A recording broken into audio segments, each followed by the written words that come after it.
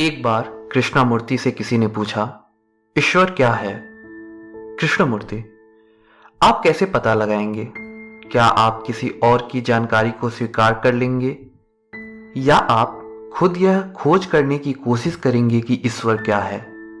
प्रश्न पूछना बहुत सरल है, पर सत्य को अनुभूत करना प्रचुर प्रज्ञा, गहन संवाद तथा खोज की अपेक्षा रखता है।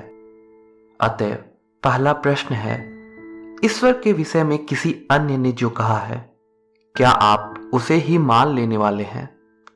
इसे क्या फर्क पड़ता है कि वह कौन है, कृष्ण, बुद्ध या ईसा मसीह? क्योंकि ये सभी गलती पर हो सकते हैं। इसी तरह आपका अपना विशिष्ट गुरु भी गलती पर हो सकता है। सत्य का पता लगाने के लिए, पूछताछ करने के लिए आपका मन अवश्य ही मुक्त होना चाहिए। इसका अर्थ है, यह यूं ही विश्वास नहीं कर सकता, स्वीकार नहीं कर सकता। मैं सत्य का वर्णन कर सकता हूं, पर यह सत्य को स्वयं अनुभव कर लेने के समान नहीं है। सभी पवित्र पुस्तकें ईश्वर का वर्णन करती हैं, पर वह वर्णन ईश्वर नहीं है।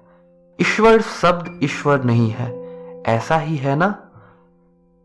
सत्य का पता लगाने के लिए आपको उसे कभी स्वीकार नहीं करना चाहिए। जो पुस्तकें, शिक्षक या अन्य व्यक्ति कहते हैं, इस सब से कभी प्रभावित नहीं होना चाहिए। अगर आप इनसे प्रभावित हैं, तब आपको वही पता चलेगा जो वे चाहते हैं कि आपको पता चले। आपको यह भी अवश्य मालूम होना चाहिए कि आपका मानस जो भी चाहता है, उसकी प्रतिमा निर्मित कर सकता है। यह दाढ़ी वाले या एकाची ईश्वर की कल्पना कर सकता है। यह उसे नीला या बैंगनी रंग का बना सकता है।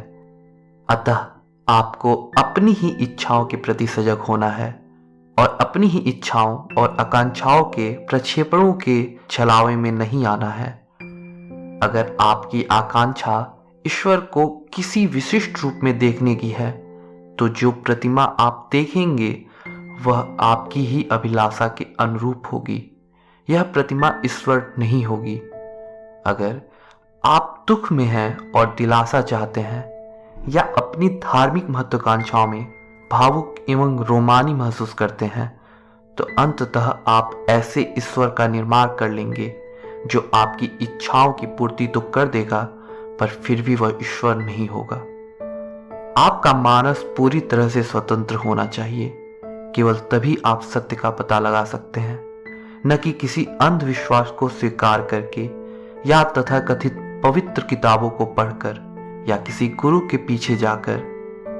जब यह स्वतंत्र होता है, बाह्य प्रभावों तथा आपकी अपनी इच्छाओं व आकांक्षाओं से वास्तविक मुक्ति होती है, ताकि आपका मन बिल्कुल स्पष्ट हो। केवल तभी ईश्वर का पता लगाया जा सकता है। किंतु अगर आप बैठकर अटकलबाजी करते हैं, तो आपका अनुमान आपके गुरु के अनुमान की तरह ही है और उतना ही भ्रामक भी।